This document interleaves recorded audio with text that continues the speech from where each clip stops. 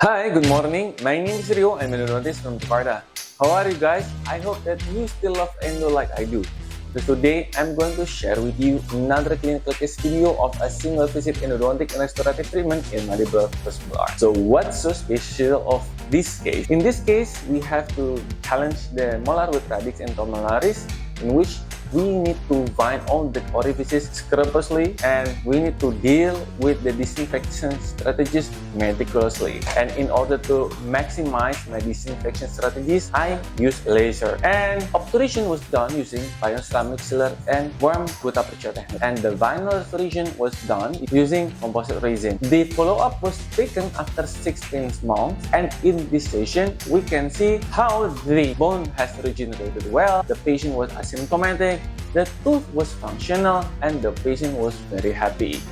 And I hope that this video is useful for you, particularly when you are dealing with such cases.